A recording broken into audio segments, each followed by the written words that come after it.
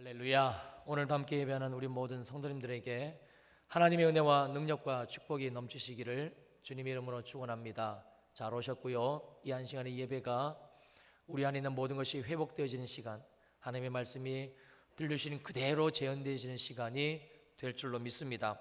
오늘 본문이 기록되어져 있는 레위기서는 모세가 약 BC, 그러니까 기원전이에요.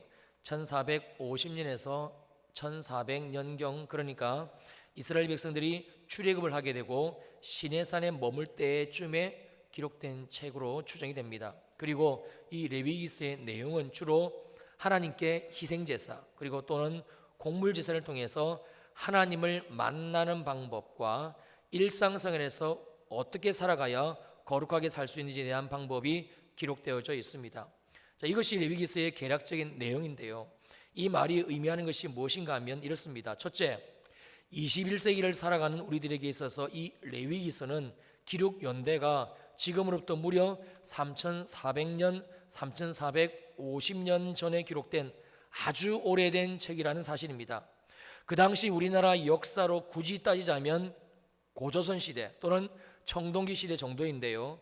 레위기서가 바로 까마득한 그 옛날에 기록된 책입니다.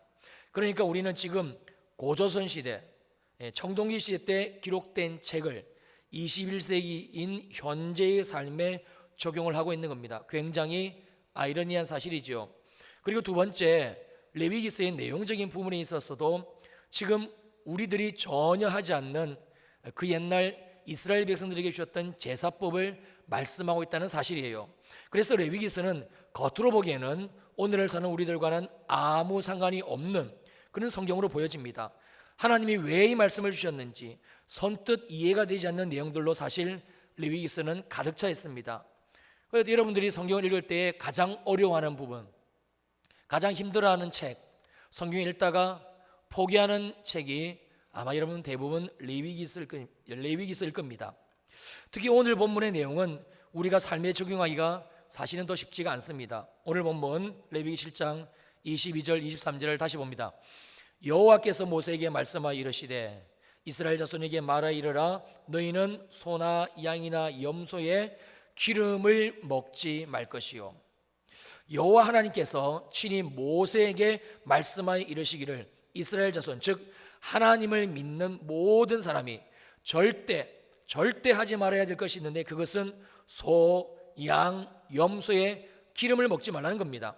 여기서 언급하고 있는 기름은 동물의 지방을 말하는 것인데요. 그러니까 여러분들이 고기를 구워 드실 때 선호하시는 아주 마블링이 아름답게 있는 잘 베어져 있는 부위는 하나님이 너 먹지 마라고 말씀하고 계시는 거고요. 한국 사람들이 삼겹살을 얼마나 좋아합니까? 근데 하나님은 기름이 섞여 있는 고기, 즉 지방이 포함되어 있는 고기는 절대 먹지 말 것을 말씀하고 계시는 겁니다. 어기면 안 됩니다. 아무리 내가 좋아하는 음식이라 할지라도 그 지방을 먹으면, 그 기름을 먹으면 큰일이 나는데요. 그 주님이 주시는 경고의 말씀이 24절 25절입니다. 스스로 죽은 것의 기름이나 짐승기에 찍힌 것의 기름은 다른 데는 쓰려니와 결단코 먹지는 말지니라. 사람이 여호와께 화제로 드리는 제물의 기름을 먹으면 그 먹는 자는 자기 백성 중에서 끊어지리라. 만약 지방을 먹으면 지방이 포함된 고기를 먹게 되면 그 사람은 반드시 하나님의 백성이라는 보호막에서 끊어져 나가게 된다고 말씀합니다. 무서운 심판을 경고하시는 말씀이죠. 그렇다면 하나님은 왜 그 옛날 이스라엘 백성들에게 절대 기름을 먹지 말 것을, 지방을 먹지 말 것을 경고하신 걸까요? 그리고 이 말씀을 오늘 21세기를 살아가는 우리들에게 왜 하나님은 주시고 계시는 것일까요? 하나님이 이스라엘 백성들에게 기름, 즉 지방 섭취를 막으신 이유를 이렇게 보는 견해도 있습니다. 이스라엘 백성들이 이 말씀을 받은 시기가 출애굽 즉 이집트를 나오고 나서 얼마 지나지 않은 때입니다. 대략 그들이 애굽을 떠나게 되고 그리고 시내산에 도착할 때까지의 기간이 2달 정도로 봅니다. 그리고 바로 그 시내산에서 하나님이 모세를 통해서 이 말씀 즉 레위기서의 말씀을 주신 거거든요. 주위가 다 산이고 사막입니다. 변변한 의료수술이 있을 리가 만무하지요. 그래서 하나님은 그래서 하나님은 당신의 백성들의 건강을 생각하셔서 몸에 안 좋은 지방 섭취를 막으신 거다라는 견해인데 일면 일리가 있어 보입니다. 그런데 과연 하나님의 의도가 이것이 전부였을까? 하나님이 왜 그렇게 말씀하시는 걸까요? 여러분들은 어떻게 생각하십니까? 자, 다시 25절을 봅니다. 사람이 여호와께 화제로 드리는 제물의 기름을 먹으면 그 먹는 자는 자기 백성 중에서 끊어지리라. 처음 23절에서는 그냥 하나님이 기름을 먹지 말라고 말씀하시고 25절로 내려와서는 먹지 말 것을 말씀하신 기름이 그냥 기름이 아니라 제물의 기름이라고 정확하게 콕 집어서 말씀해 주십니다. 즉 하나님은 기름을 제물 그 자체로 생각하신다는 말씀이지요. 제물이 무엇입니까? 온전히 하나님께 바쳐진 물건, 바로 하나님 당신의 소유라는 말씀입니다. 그래서 주님은 이스라엘 백성들에게 절대 기름, 즉 하나님 당신의 소유된 그 지방을 먹어서는 안 된다라고 말씀하시는 겁니다. 그런데 사실 이 말씀을 이렇게 우리가 이해를 하고 나면 그렇구나, 하나님께서 바로 그런 이유 때문에 기름, 그 지방을 먹지 말라고 하셨구나.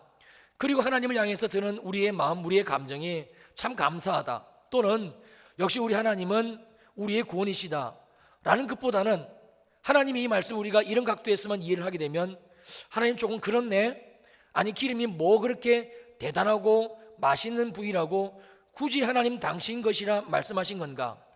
조금은 이해가 안 되는 감정, 그리고 약간은 섭섭한 마음이 드는 것이 사실 우리의 마음일 것입니다. 아닙니다. 하나님이 기름을 너무 좋아하셔가지고 지방이 너무 고소하고 너무 좋으셔서 그래서 우리들에게, 이스라엘 백성들에게 제물의 지방은 내 것이니까 너희들 절대 결단코 먹지 말라고 명령하고 계신 것이 아닙니다. 기름의 원어적인 의미는요, 1차적으로는 지방입니다. 그러나 그 뜻만 가지고 있는 것이 아니라 2차적으로는 이 기름이 가지고 있는 의미가 최상의 것이라는 의미가 있습니다. 그래서 그 당시 고대 근동사회에서는 이 동물의 기름을 가장 귀한 것으로 여겼습니다. 하나님이 소나 양의 기름을 당신의 것이라고 말씀하신 것은 바로 이 이유 때문입니다. 소 전체 중에서, 양 전체 중에서 가장 귀한 부위, 그것은 바로 기름이었습니다. 그러므로 당연히 하나님께서는 제물로, 당신에게 제물로 바쳐지는 부위는 기름이라고 말씀하신 겁니다. 그래서 오늘 본문 25절에서는 이 기름을 제물의 기름이라고 말씀하고 계시는 겁니다. 하나님보다 귀한 분이 세상 천지에 누가 있습니까? 하나님보다 높으신 분 역시 전 우주를 통틀어서 있을 수가 없습니다. 하나님보다 존귀하신 분 역시 있지가 않지요. 이것이 사실이기 때문에, 이것이 진짜이기 때문에 하나님은 당신에게 짐승을 바쳐 이 제사를 지내게 될 때에 가장 귀한 부위인 기름을 온전히 드릴 것을 명령하고 계신 겁니다. 그래서 주님은 우리들에게 이렇게 말씀합니다. 다시 25절을 봅니다. 사람이 여호와께 화제로 드리는 제물의 기름을 먹으면 그 먹는 자는 자기 백성 중에서 끊어지게 될 것이다. 동물의 기름 부위가 고소하고 맛있고, 그래서 우리들이 먹는 것이 아까워서 하신 말씀이 아니라 단순히 우리들이 지방을 많이 섭취하게 되면 살이 찌고 콜레스테롤 수치가 높아져서 건강을 해칠까 봐 그래서 하신 말씀이 아닙니다. 제물의 기름을 하나님께 드릴 때마다 하나님이 내 삶에 가장 귀한 분이시라는 사실을 또 깨달으라는 주님의 뜻입니다.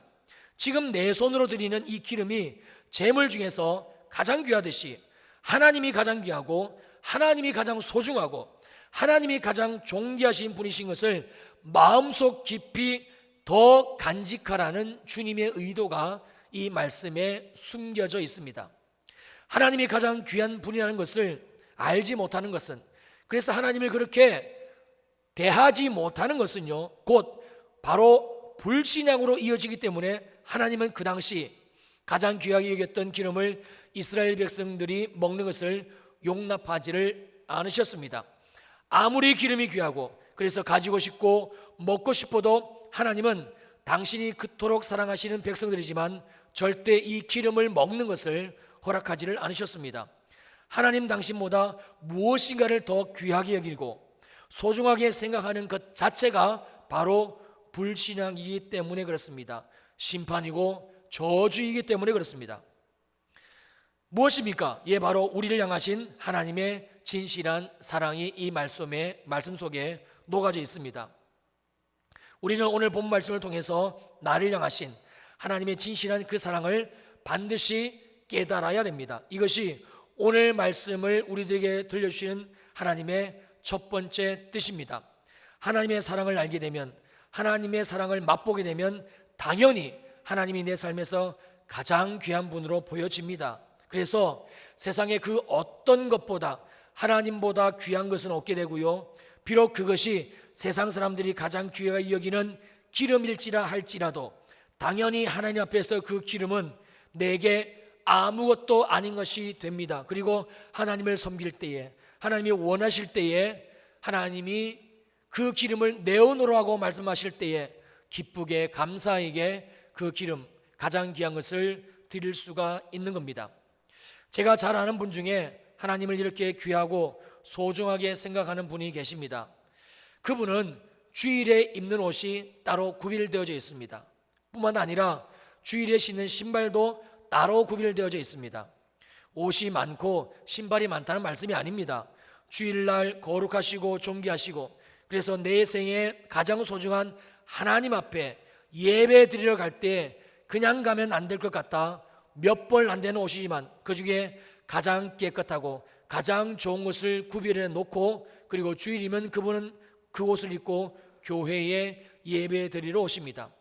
비록 헌 구두이지만 잘 닦아놓고 신발장 한켠에 소중하게 두었다가 주일이 되면 그분은 그 구두를 신고 교회에 오십니다.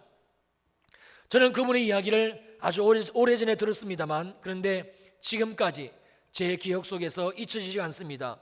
자신의 삶에서 주님을 가장 소중하고 귀한 분으로 늘 간직하시는 그분의 마음을 잊을 수가 없었기 때문입니다.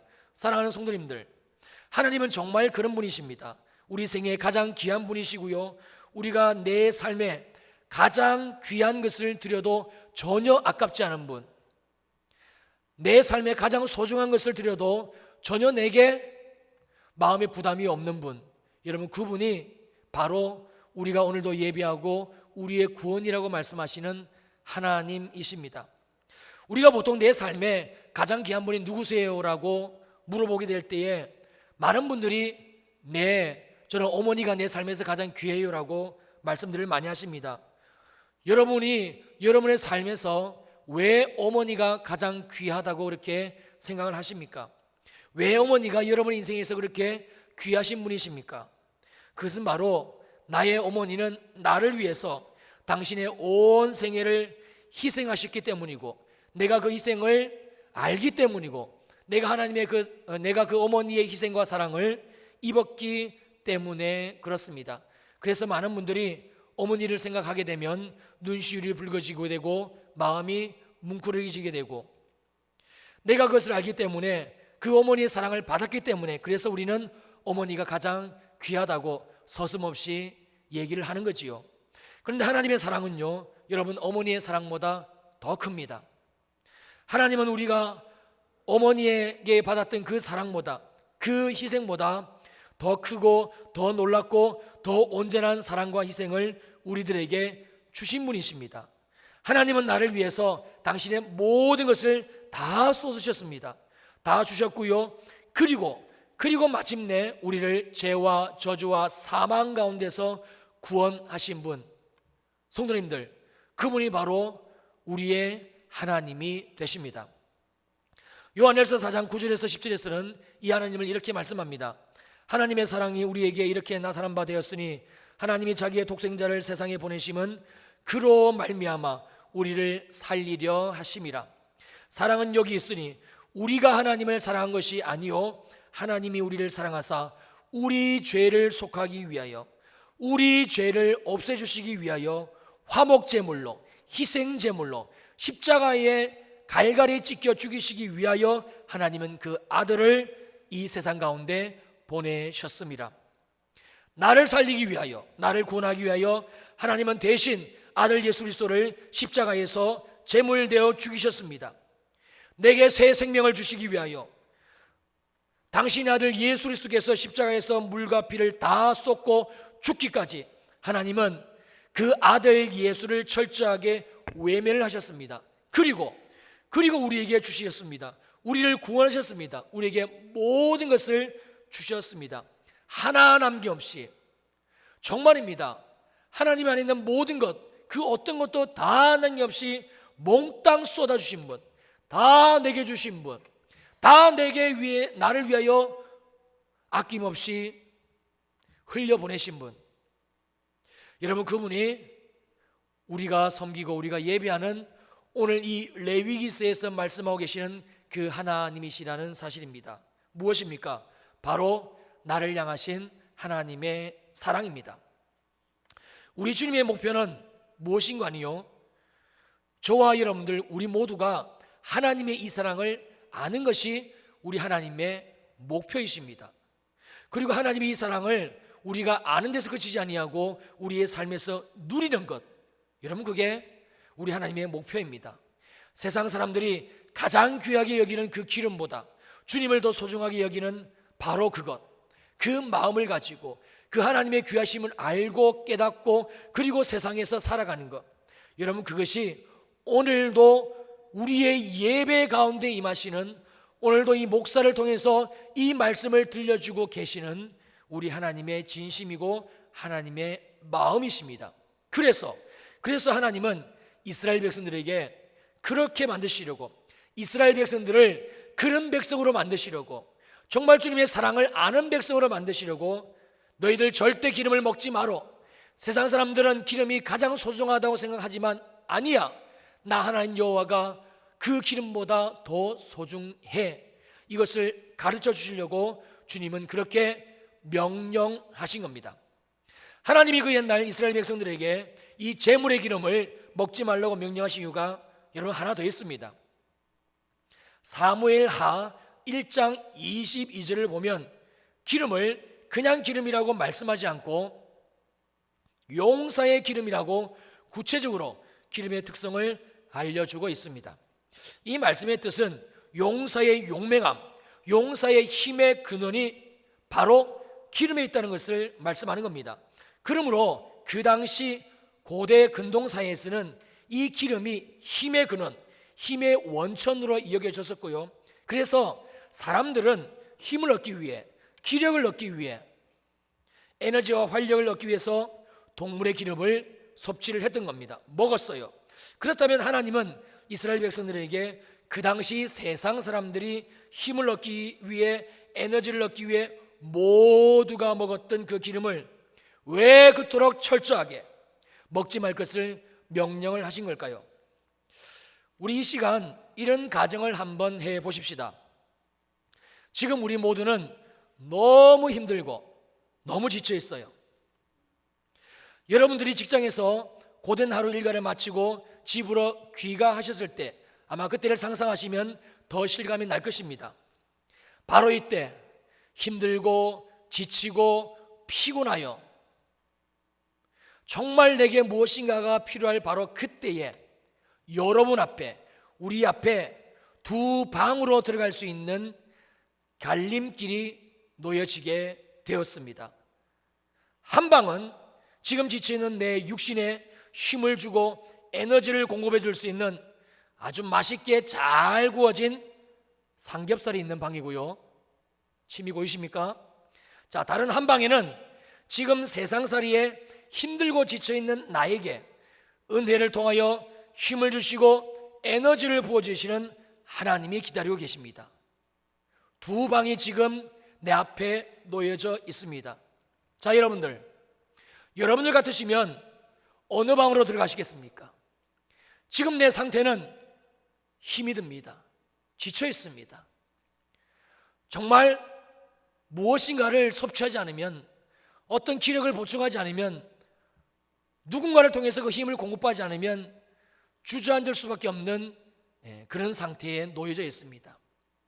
그때 우리에게 두 방이 놓여져 있는 겁니다.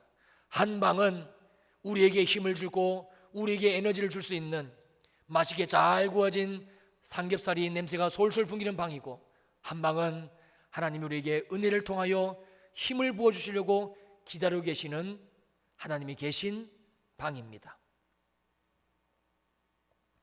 하나님을 믿지 않고 하나님을 알지 못하는 세상 사람들은 주저할 필요가 없습니다. 아니, 주저하지도 않습니다. 곧바로 삼겹살이 잘 구워져 있는 방으로 분명히 들어가게 될 것입니다. 여러분, 그것은요 전혀 이상한 행동이 아닙니다. 지극히 당연한 선택입니다.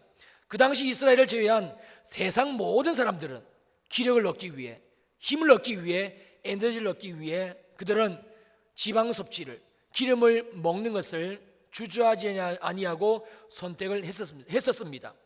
그 당시 이스라엘 제외한 세상 모든 사람들은 그렇게 살았습니다. 힘을 얻을 수 있는 방법, 에너지를 공급받을 수 있는 길이 짐승의 기름을 먹는 것 외에는 없었기 때문에 그렇습니다. 천지 만물을 창조하시고 오늘도 온 우주 역사를 직접 주관하시는 전능하시고 살아계신 하나님을 그들은 알지 못하기 때문에, 그들은 못 만났기 때문에, 그 하나님을 모르기 때문에 그들이 선택할 수 있는 길은 한 가지밖에 없었습니다.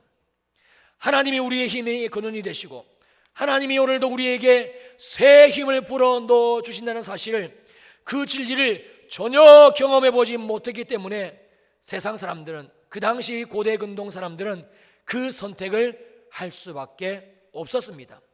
세상 사람들은 힘들고 지쳐 무엇인가가 내게 힘을 줘야만 할 때, 에너지를 줘야만 할 때 그들은 절대 결단코 하늘 앞에 나가지를 못했습니다. 그리고 그들은 동물의 지방, 동물의 기름을 섭취했던 겁니다. 그런데 안타깝게도 하나님이 거룩하게 구별하신 백성들, 이스라엘 백성들이지요, 그들 중에도 하나님을 선택하지 아니하고 세상 사람들이 선택했던 기름을 먹는 쪽으로 나아갔던 불의의 백성들이 있었습니다. 말로는, 입술로는 하나님이 나의 구원이 되십니다, 하나님이 나의 힘이시고 하나님이 나의 방패가 되십니다, 그렇게 말은 하지만 실제 삶에 있어서는 전혀 하나님이 주시는 힘으로 살지 않는 사람들, 그래서 인생을 살다가 힘이 듭니다, 지쳐 있습니다, 무엇인가가 새 힘을 내게 공급을 해줘야만 합니다. 그럴 때에 하나님 앞에 나가지 못하고 하나님이 주신 은혜 앞에 서지 못하고 오히려 세상 사람들이 찾는 기름을 선택할 수밖에 없는 그 불의의 사람들이 이스라엘 사람들 가운데도 있었습니다. 그래서 주님은 너희들 절대 재물의 기름을 먹지 마라, 그 기름을 먹는 날에는 내 백성의 울타리에서 끊어지게 될 것이야 경고하신 겁니다. 세상 사람들이 사는 방식 그대로 짐승의 기름을 의지해서 그것으로 겨우겨우 그렇게 체험받아 사는 사람들이, 여러분, 이 레위기서를 하나님이 모세를 통하여 주신 바로 그 옛날에도 있었고요, 더 안타까운 사실은 바로 그러한 불신앙의 사람들이 오늘을 살아가는 우리들 가운데도 있다라는 사실입니다. 그래서 주님은 이 말씀을 지금 21세기를 살아가고 있는 저와 여러분들에게, 우리들에게 주시고 계시는 것입니다. 어쩌면 바로 그 불신앙의 사람이 바로 나일는지도 모릅니다. 제가 직장을 그만두고 교회의 사역을 시작하면서 낮에는 그 당시 교회에서 운영했던 선교원 차량 일과 그리고 교회 전반적인 행정 그 사무일을 했었어요. 그리고 저녁이 되면 이제 지하철을 타고 동대문역까지 가서 야간 신학 공부를 했었습니다. 소위 말하는 주경 야독을 했지요. 그리고 공부를 다 마치고 다시 지하철을 동대문역에서 타고 평촌역에 도착을 하면 시간이 거의 밤 10시 반 내지는 11시쯤 됩니다. 그리고 이제 아마 평촌역에서 여기 우리 교회까지 걸어오신 분들은 아실 거예요. 걸어서 이제 농협을 지나게 되면 저는 항상 갈림길에 서게 됩니다. 그리고 오늘은 어느 길로 가야 될지를 고민하고 결정을 해야만 됐습니다. 그 당시 제가 왼쪽으로 가게 되면 제가 살고 있던 공작 부영 아파트, 제 집이지요. 안식을 취할 수 있고 잠을 잘 수 있는 집으로 갈 수 있는 길이 왼쪽 방향이었고요. 그리고 그 반대쪽 오른쪽 놀이터를 지나게 되면 교회였습니다. 그리고 그 당시 저는 늘 그 갈림길에 섰을 때에 심신이 매우 지쳐 피곤한 상태였어요. 그러지 않겠습니까? 낮에 일하고 그리고 밤에 1시간을 지하철을 타고 공부를 하고 또 1시간을 지하철을 타고 도착을 했으니 얼마나 제가 지치고 피곤한 상태였겠어요. 그래서 제 머릿속에는 한시라도 빨리 집에 들어가서 쉬어야 되겠다, 잠을 자야 되겠다, 그런 생각이 들었습니다. 그게 그 당시 제게 들었던 솔직한 마음이었어요. 그런데 그때마다 그 갈림길에 섰을 때마다 제 마음에 항상 드는 한 가지의 생각이 더 있었습니다. 그것은 아무리 힘들어도 기도해야지. 하나님이 내 삶의 능력이신데 하나님의 은혜 없이 내가 어떻게 이 길을 걸어갈 수가 있겠나. 힘들지만 어렵지만 그래, 잠깐이라도 기도하고 가자. 그리고 정말입니다. 그때마다 정말 저는 가기를 원했던 집이 아니라 억지로 교회 쪽으로 몸을 틀었어. 어거지로 교회 쪽으로 몸을 틀어가지고 3층 소예배실에서 그 기도를 하고 그리고 집으로 돌아갔었습니다. 어떨 때는 너무 피곤해서 거의 졸다 갔던 적도 있었고요. 또 어떤 날은 하나님, 저 정말 너무 피곤해요, 너무 힘들어요, 눈도장만 찍고 갈게요, 저 기도하다 갑니다 하고 간 날도 있었어요. 지금 제 기억으로는 제가 야간 신학교를 다녔던 2년 동안 거의 매일 집으로 가지 않고 기도실로 향했던 것 같습니다. 그렇게 2년의 시간이 흘렀어요. 그리고 또 많은 시간이 지나 지금까지 왔습니다. 그리고 저는 지금 여러분 앞에 정말입니다, 당당하게 이렇게 말씀드릴 수가 있습니다. 제가 부족하지만 이렇게 교회를 섬길 수 있게 된 것, 그리고 여러분 앞에 서서 하나님의 말씀을 전할 수 있게 된 것, 어렵고 힘든 지난 시간들을 이겨낼 수 있었던 것, 정말입니다, 전적으로 하나님의 은혜입니다. 그리고 그 은혜는 그때 힘들고 어려울 때 그 당시에 제가 하나님 앞에 나가 기도의 자리에 있었을 때, 졸았을 그 당시에, 눈도장만 찍고 갔을 그 자리에 하나님이 제게 힘을 주시고 하나님이 제게 은혜를 주시고 하나님이 제게 능력을 공급해 주셨어. 그래서 제가 여기까지 올 수가 있었습니다. 아마 제게 그 2년간의 기도의 시간이 없었다면 저는 틀림없이 도중에 꼬꾸라지고 넘어졌을 거예요. 저는 저 자신을 잘 압니다. 저는 굉장히 유약한 사람이고 그리고 심지가 아주 연약한 사람입니다. 제가 넘어졌을 때 분명히 못 일어났을 것이고 저는 도중에 아마 포기했을지도 모릅니다. 근데 하나님은 그때 제게 기도할 수 있는 마음을 주셨고 저는 그 말씀에 순종해서 하나님 앞에 기도하는 시간을 가졌습니다. 그런데 놀랍게도 저는 그냥 그 주의 말씀에 순종해서 나아갔을 뿐인데 주님은 그 시간에 제가 다시 일어설 수 있는 힘, 제가 다시 살아갈 수 있는 힘, 제가 주님의 이 사역을 감당할 수 있는 에너지와 능력과 믿음을 공급을 해 주시더라는 겁니다. 하나님을 믿지 않는 세상 사람들의 관점으로는요 절대 이해가 안 되는 일입니다. 피곤할 때는 쉬는 게 맞습니다. 기력을 보충해야 될 때는 몸에 좋은 것을 먹어주는 게 지극히 상식적인 일입니다. 하나님이 은혜를 주셔서 피로가 사라지고 하나님이 힘을 공급해 주셔가지고 기력이 살아나고, 여러분 이런 일들은 지극히 비상식적인 일들입니다. 그런데요 사랑하는 성도님들, 우리가 정말 하나님을 신뢰하고 우리가 정말 그 하나님 앞에 나아가게 되면 주님은 정말 우리의 피로를 물리쳐 주십니다. 힘들고 지쳐 쓰러져 버릴 것만 같은 상황 속에서 우리에게 새 힘을 공급해 주시고 그리고 다시 우리 인생을 살아가게 하시는 분, 그분은 우리의 하나님이십니다. 우리의 힘의 근원이 하나님이기 때문에 그렇습니다. 우리의 에너지의 공급처가 오직 주님이기 때문에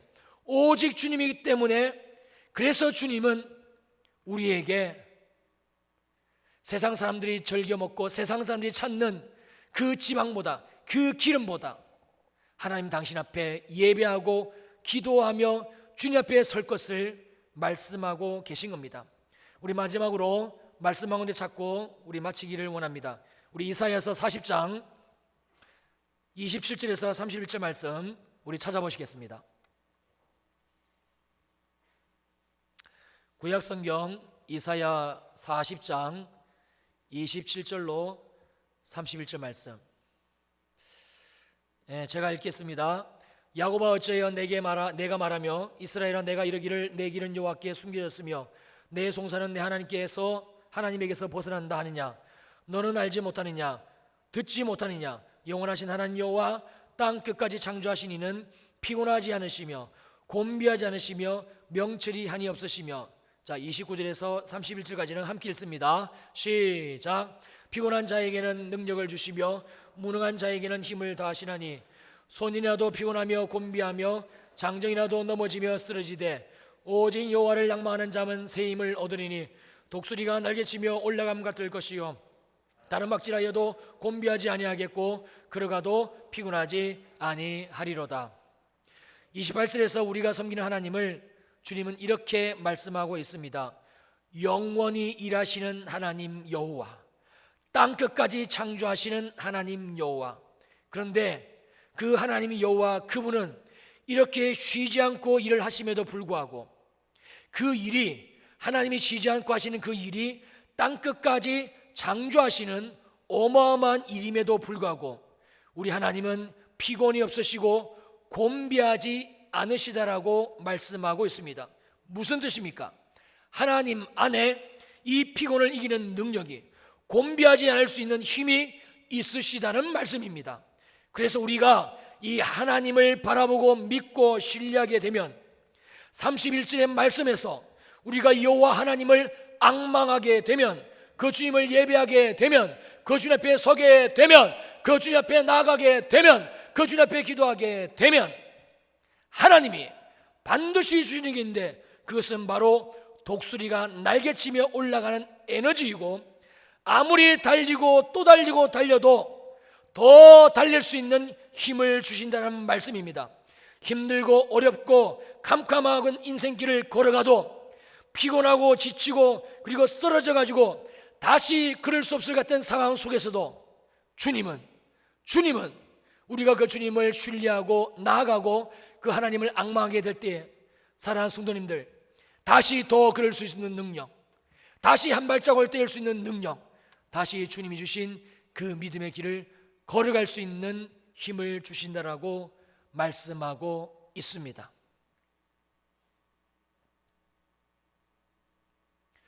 그리고 주님은 이 말씀을 오늘 우리들에게 아멘으로, 믿음으로 받기를 원하십니다. 우리 사랑하는 주일 이부 예배 성도님들, 우리가 인생을 살다 보면 힘들고 어려운 일 많지요. 왜 없으시겠습니까? 쓰러질 것만 같고 도저히 일을 쓸 수 없을 것만 같은 일들 있습니다.